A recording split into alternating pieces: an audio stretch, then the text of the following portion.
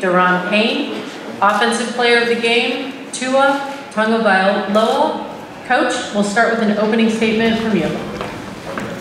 Well, obviously, this is a fantastic win, a fantastic night for the University of Alabama. Couldn't be prouder of a group of players, especially the resiliency they showed in the game, getting behind, not playing very well in the first half, kept clawing back in the second half, and even after we missed the field goal to win it in regulation, still showed resiliency to overcome hard and made some great plays. We needed a spark on offense. Tua certainly gave us that and did a really good job. And defense stepped up when they had to. We didn't do very well on third down in the first half, which really hurt us, but this is a great win. It's a great team win.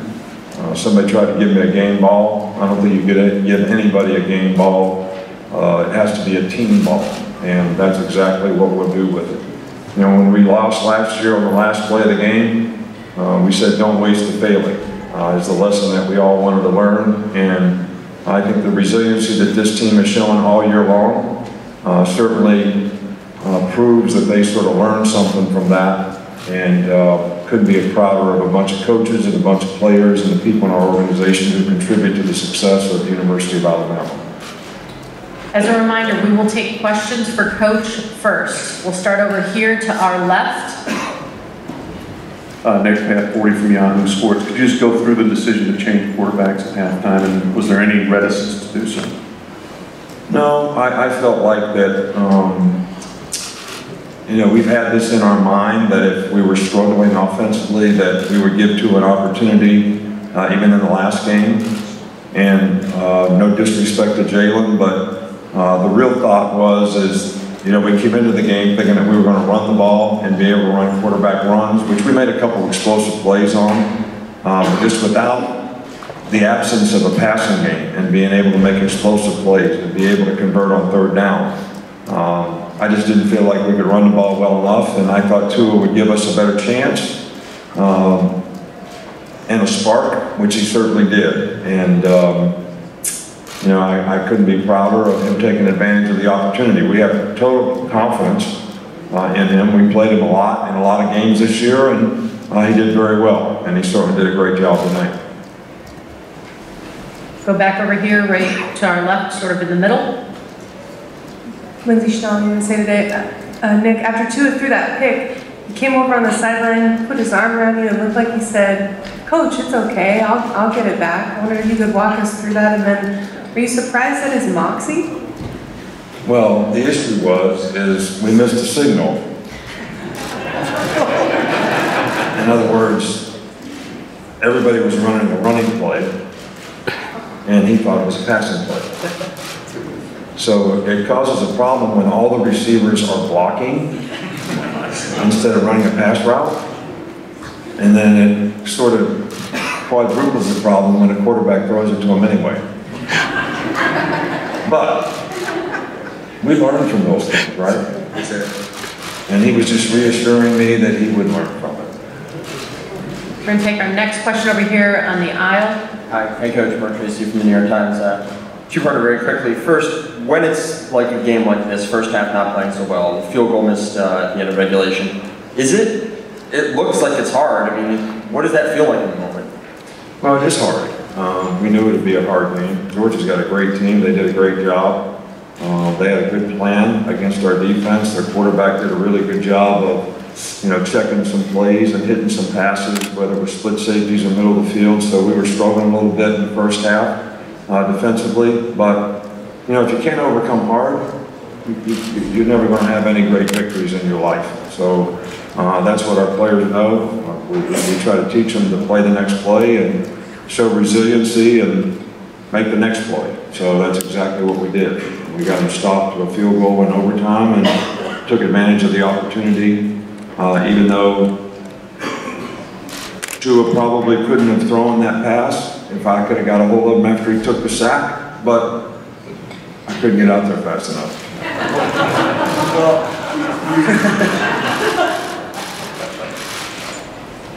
You partially answered my second question, but I guess you really have nothing left to prove. I mean, however many championships it is at this point. What keeps you coming back through hard games? Obviously, some of them end well, but lots of them end well. But what keeps you coming back year after year? Well, it's not just about winning the championship. I mean, every team, you want to do the best job you can, and every team wants to be successful. And as a coach, you want to see your team reach their full potential. But as a college coach, and the thing that I like about college coaching is you have an opportunity to affect people. You have an opportunity to help the players be more successful in life because they're involved in the program, whether it's personal development, academic support, graduating from school, learning lessons. The message to the team tonight after this game was, I hope you take something from this game and the resiliency that you showed in this game, and it helps you be more successful in life. So it's not just about winning a championship. I mean, I know that's what you all write about and what you talk about and all that. And we like winning and we hate losing. All right, but there's more to it than that. In the interest of time, we are going to open it up for questions for all three, but we'll take our next one from right over here on the right. Coach, Steve Moulton, 97.7 The Zone out of Huntsville, Alabama. I noticed after the game, you had a moment with Anthony Jennings. He was up on the stage as well. Was wondering if you could walk through that moment and what it was like to get him up on the stage to enjoy the celebration as well. Well, Anthony's been a great leader on our team, had a fabulous game against Clemson, had as many production points as any player had all year. Got hurt late in the game with 2 minutes to go in the game. And the guy's such a great competitor and was such a big part of the team, and the players, it was really important to our players that he got here today because he's been in the hospital for quite some time. So it's just great to see him. He was so happy for everyone. I think he's happy with the success that he had this year, and he knows that in a couple months, he'll be able to come back and contribute to the team again. Take our next question over here on the far left aisle. Nick Danuthman from the All-American. Alex Leatherwood, Devontae Smith, Henry Ruggs, they also joined too and having some really great performances tonight. What is it about this freshman class that has allowed them to excel and set them apart? Well, Najee Harris played really well. Jared Judy made a nice catch at the end. So this was, I think, one of our best recruiting classes, this freshman class from last year, especially with offensive talent. So, you know, that's something that we have to build on in this year's recruiting and continue to build on, because we're going to lose a lot of good players who are seniors, probably have several players go out for the draft. So our team turns over a little quicker, so it creates a lot of opportunity for younger players to get a chance to play, and those guys played a lot this year and contributed a lot to our success. Go back here in the middle on the aisle. Nick and I guess this question is for both. Nick, you said you couldn't get out there fast enough for the sack, but what was your vantage point? And I'm impressed with the execution Tua made on the game-winning touchdown. And same with you, Tua. Just could you walk us through that touchdown pass a little bit and what you saw? I mean, we called four verticals on that play. After the sack, we just got up, just took it to the next play. And throughout that process, we got the ball. It looked like they were running two trap. The corner trap on that single receiver side, and I held the safety in the middle as the over was coming. And I looked back out, and he was wide open. Smitty was wide open, so I hit him, and here we are now, thank God. Take our next question right over here on the left-hand side. Nick, can you speak to the improbability of leaning on this many freshmen this late in the season with this much at stake? I mean, you've been doing this a long time. I don't remember you winning a game quite like this. Well, no, I don't think we ever have. But a lot of those guys were in spring practice last year. A lot of those guys are really mature for their age, and they were ready to make contributions. And they certainly did a fantastic job for us this year. There's no doubt about that. You know, we had, I think one of the things that makes me most proud of this team is, and I'm surprised nobody asked it, we've never had this many games missed by starters in a season, ever. And to be able to overcome that with the next guy up, whoever it was, to go out there and play the way they played, together as a group and trusted and believed in each other. And I think that respect and trust is something that's really important to have in a good team, and that's something this team had. As a reminder, this is an opportunity to ask questions for coach and players. We'll go next right here in the middle section. Nancy Armour with USA Today Sports. This is for Tua. Tua, you've played in games before, but most of the time it's been when the games were already in hand. What was that like to come in with Alabama trailing, and at what point did you feel like, I've got this? I mean, we practice throughout, the year. We go in with the ones sometimes. Us freshmen, we go in with the ones sometimes. We trade reps with the ones. We go in with the twos, and I think preparation leading up to this point has been the key thing, with our offensive coaches helping us throughout the process, and just building the trust within each other, from the O-line to the receivers, creating a bond with each other. I think that's helped us, build confidence coming into this game to where, if you gotta go in, if your number's called, then you got to do what you got to do to give the team the best placement, or how should I say this? You give the team the best opportunity to win. We're going to go back up on the riser in the back. Grant Collier, Action Sports and News. Coach Saban, 2 seasons ago we saw you make a fantastic decision to do an onside kick, and it worked for you. Today we see the change in quarterback and it worked. Is this just part of the excellence that you were speaking about earlier this week? I don't know. I can't answer that. I think that to a large degree, I trust players. Players who do things the right way, players who prepare the right way, practice the right way. They're dependable. We try to create a culture of accountability for our players so that they can be successful personally, academically, and athletically. And when players respond to that and do it, I have total faith, trust, and confidence to put them out there, and so I have that in Tua, and I certainly have had it in Duran. He played when he was a freshman too. And he's the most articulate nose guard in the country, if you guys are asking a question. Next question back over here on our left.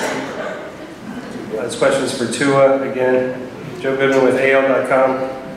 Hawaii to Alabama is a long way, distance-wise, culturally. What's that experience been like for you this first year? Have you ever been homesick at any point? Just kind of sum it up. I do get homesick at times. I miss my family back home. Although, my parents are here. I'm talking about, my dad's siblings. But, I mean, I don't know how Coach Saban found me all the way in Hawaii from Alabama, so I just thank God he found me, and, we're here right now. I don't know, the biggest difference from Hawaii and Alabama would probably be there's no beaches, But other than that, I mean, the people are very nice, people are very religious, and, there's football too, so, I mean, how much better could it get? Next question right over here, stay on our left. For Tua as well, Pat 40 from Yahoo Sports. Where does your poise come from to allow you to come into a situation like this tonight and perform the way you did? I would say my poise comes from my faith.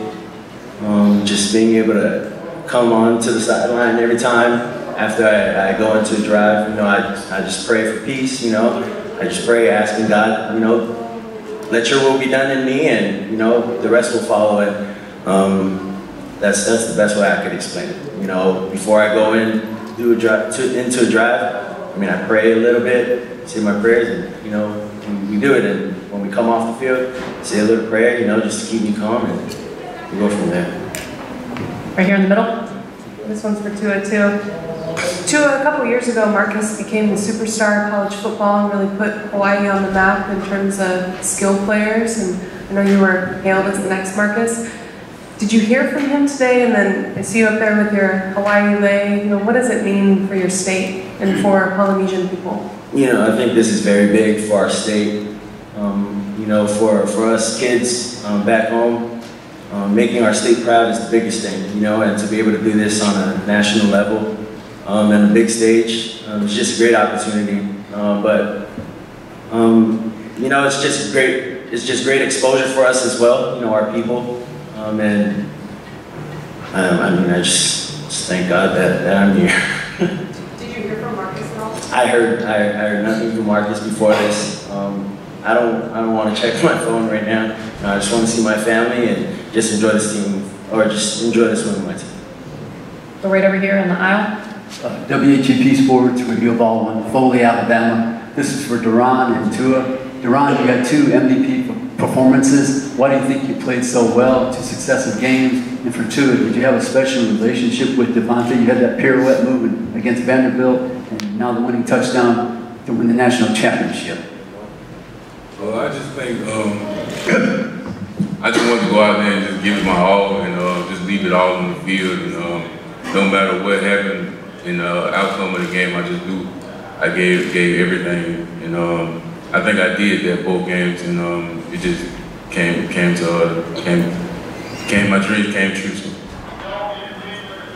You know, for me, I would say I haven't only built a good relationship with Devontae. I mean, I think that goes for all our skills. You know, throughout practices, I mean, we get the opportunity to throw it to everybody, you know, and when things aren't going right in practice, you know, we talk about it on the sideline while the ones are in, you know, just try to change things up sometimes. And I think that's the best way to explain, you know, creating our bond, just being able to come on the sideline, talk to each other about what we could have done better on that play, and go from there. Right over here on our right-hand side in the middle. Steve Moulton again from 97.7 The Zone in Huntsville. Duran, Coach Saban mentioned the changeover on defense, and Anthony Jennings injured, Sean Dion injured. I mean, we could go through the injuries, but tell me about the process of adapting on the defensive side of the football this year.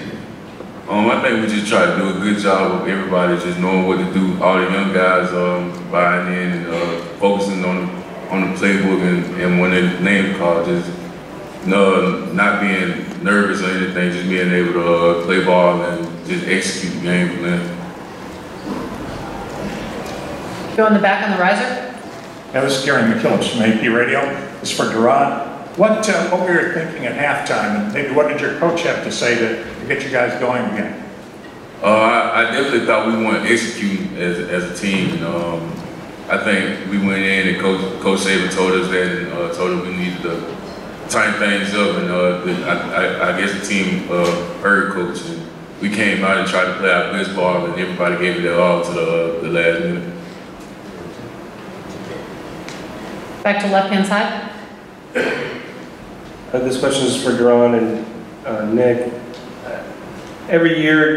Almost every year, you guys have replaced defensive coordinators. How have you kept the program or the defense at a high level? And has it gotten increasingly difficult over the last couple of years? Well, we've been very fortunate all the time we've been at Alabama and the time we've been at LSU. We've always played the same system on defense, but we've always been able to hire somebody who knew the system, who had been in the system before. Kirby had been in it before. Will Muschamp learned it, and Jeremy Pruitt had been in it before. So it was an easy transition for them to continue to implement the same thing for the players.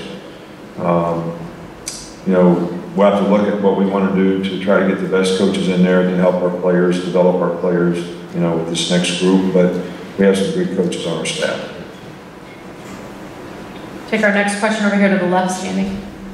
Nick, as a coach, how do you balance fostering competition in the same position group with making sure everybody's working toward the same, you know, kind of broader team goals? I'm talking obviously about the quarterback. Well, I think we spend a lot of time talking to guys about what are your goals, what are your aspirations, what do you want to accomplish, and what you want to do. And I obviously like it when one of these guys tell me that they want to play in the NFL someday and they want to graduate from college. So then every time they don't do what they're supposed to do, or they're not accountable, whether it's in school, as a person, or as a player, I just can ask, how is this behavior going to help you get where you want to go? So it is about the individual. It is about the individual and their goals and aspirations for what they want to accomplish, but it's also having respect for the principles and values of the team. and trusting and respecting those as well as their teammates, and not putting those goals and aspirations ahead of what's best for the team, so that they buy into doing their job. So I just never want any one of our players to ever give any reason to use the word "but" after they describe them. You know, there was one word that I always, the two most compelling words in the draft in my 8 years in the NFL, in a draft report when they read a player, was always and "but." Because when they read a good player and they said "and," he's a good person, he graduated from school, he was loved by his teammates, he was a captain of the team. But if they read the same player and they said "but," got a domestic violence charge against him, he's got 5 positive marijuana tests. I mean, which guy you want to put on your team? So why would anybody give anybody a reason to say "but" about what they do? And that's what we try to get our players to do, so that they create value for themselves and their future. Got 2 more. We'll start right here. Thomas Scott, South Journal. Coach said you mentioned the importance of third down conversions in your opening statement. This is for you and Duron. Tell me a little bit about what was difficult about stopping Georgia in the first half, and then how you were able to shut them down on their swing drive and forcing them to punt closer towards the fourth quarter. Well, I think Georgia did a really good job, because there were 3 occasions where we played split safety coverage, which denies the ball deep in longer yardage situations, 3rd and 20, 3rd and 11, and I think 3rd and 9, maybe. And they ran draw plays. And Sony Michel made people miss and made a first down. So then we started playing more man-to-man and middle of the field coverage. And, you know, Jake Fromm, that guy, he knows where to go with the ball. And they were running what we call chop routes, was inside fade to the slot receiver. That's what they hit for 80-yard touchdown to Hardeman. And so we just had to kept trying to adapt and adjust. And then when they got ahead in the game, we started playing a little more man-to-man, and they actually were running the ball a little bit more, which, you know, we got off the field on several 3rd downs because we were playing pretty good coverage.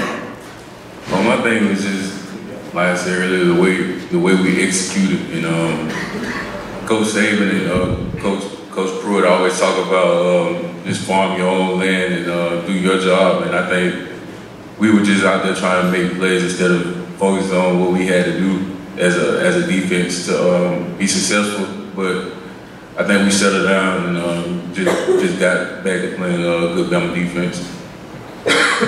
And our last question, Nancy. Was there a time, or can you think of a particular time, whether it was during spring practice or even during the season, that you kind of looked at Tua, or that he did something and you thought he's as good as advertised, or maybe even better? No, I think all year long we had lots of confidence in Tua, and we played him so that if this situation occurred, that he would be ready to play.